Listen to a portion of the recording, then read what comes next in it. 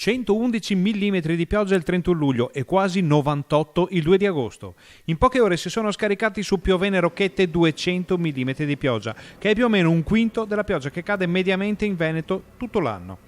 Giusto per fare un ripassino è bene ricordare che in meteorologia 1 millimetro di pioggia equivale a 1 litro d'acqua caduto su una superficie di 1 metro quadrato. A conti fatti quindi è come se su Piovene Rocchette fossero scesi 100 litri d'acqua per metro quadro in poco più di un'ora. Tanto per capirci stiamo parlando di 11 casse da 6 bottiglie da 1,5 litri l'una, di quelle che si comprano al supermercato, per metro quadrato naturalmente. Con queste premesse viene facile capire come mai le vasche della valle del Torrenton siano andate in tilt, facendo scendere in paese più colate di fango, sassi e detriti. Io dico che i fenomeni climatici stanno cambiando costantemente, lo vediamo ogni giorno.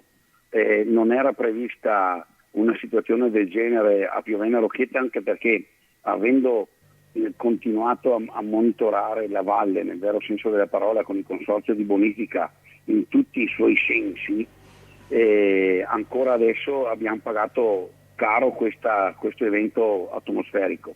Ecco quindi cosa accadrà nelle prossime ore nell'area interessata dal disastro. Adesso dobbiamo intervenire, stiamo intervenendo con il consorzio, stiamo intervenendo tramite il geologo della regione e il geologo della provincia che ci viene a trovare domani.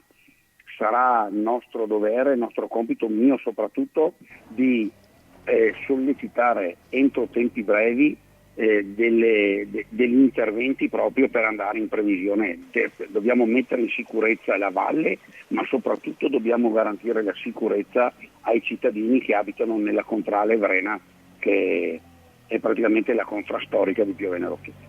Un dettaglio fondamentale in questo frangente sono i tempi, dato che il rischio di nuovi acquazzoni è sempre dietro l'angolo. Tempi certi, secondo me, dovremmo risolvere ed avere risposte certe entro il mese di agosto. Le ferie sono ferie sì, però anche se si è in ferie bisogna anche nello stesso tempo lavorare, e quindi avanti tutta, avanti con la regione, avanti con la provincia, avanti noi come struttura, anche il consorzio. Andremo a sentire anche Viacqua in questi giorni proprio per avere risposte certe e soprattutto azioni forti e veloci e tempestive.